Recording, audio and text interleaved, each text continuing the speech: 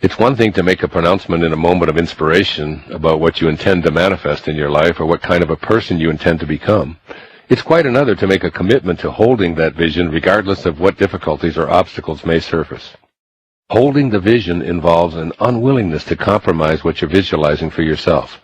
It means being willing to suffer through criticism in what appears to be an uncooperative universe. To get to this level, you have to be willing to release some mighty, powerful images that you've carried with you since you were a child. Excuses aren't just words explaining lack of success in various areas of your life. They also show up as pictures or visions that you carry around with you, a series of photos that you see projected on your inner screen. These visuals are strong because they've appeared on your screen so many times in so many varied circumstances that they've become reality. Even though they're excuse-based images that define your imagined self with all of its shortcomings, they've become your guides. They've stood the test of time and have been reinforced by many well-meaning friends and family members. They're like trusted confidants, giving you the same advice and encouragement about dealing with life from a perspective of what you can't accomplish, how unlucky you are, or how unfortunate you are to have the life experiences you've had. They're quite adept at showing you how to compromise and settle for less than you might have hoped for. Your old pictures don't fade or disintegrate quickly, and the screen they appear on can't seem to display anything else. These images of your destiny have ultimately become the definition of you. You've looked at them for so long and become so accustomed to them that you've forgotten that they're actually false. So if you see yourself as undeserving of financial success, you act on that unworthy image. The fact that this is a mind virus caught from many other minds is of no consequence. It's still defining your reality and hindering you from projecting alternative pictures for yourself. You can readjust your willingness meter to a vow that you're open to seeing an alternative vision by affirming, quote, "I am worthy of attracting unlimited abundance and prosperity into my life, regardless of what life experiences have gone before me. I only reinforce and contemplate images that are in harmony with this vision." Unquote.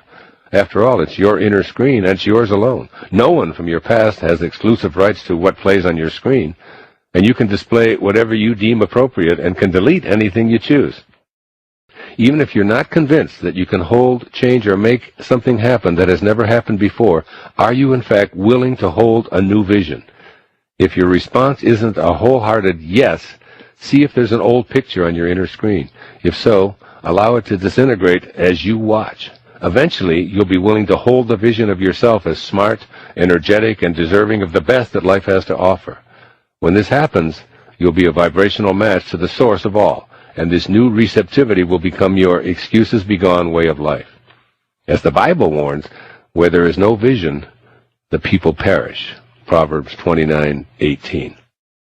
I'd add that when you have a faulty vision based on excuses and memes, you'll also perish. Not in the literal sense, of course, but if you insist on remaining a being who's living an unfulfilled life, then the authentic you, destined for greatness, happiness, success, and health, will die. Hold a vision that asserts, "I'm entitled to be respected, loved, and happy, to feel fulfilled and prosperous, to exercise and to enjoy all the moments of my life. This is my vision, and I'm more than willing, I'm absolutely determined that this is what will come my way." When anything crops up that's inconsistent with this vision, take the advice of Lao Tzu. Quote, "In order to eliminate the negative influences, simply ignore them." Unquote. Such words are so simple, yet so profound. Am I willing to shed all unwillingness? The concept of unwillingness might be even more significant than willingness when it comes to adopting the excuses-begone way. So what are you reluctant to do in order to make your dreams and your desires become your reality? Are you unwilling to change locations and move to another city? To leave your parents or your grown children in order to start a life that you've dreamed about? To leave the comforts of your current job because of all the benefits you'd lose? To end a long-term relationship that you know is wrong for you because of the discomfort it would cause in others? To spend the money that you've saved for emergencies to invest in a dream of your own today? To overcome your fear of beginning a new exercise regimen that you know would benefit you? To enroll in a college course because you feel that you're too old to learn something new? To get the help you need to overcome an addiction that continues to wreak havoc in your life? To stand up to family members or co-workers who continue to treat you unfairly? As you can see, this list of examples could go on forever. Develop your own list of things you're unwilling to do in order to recreate your life.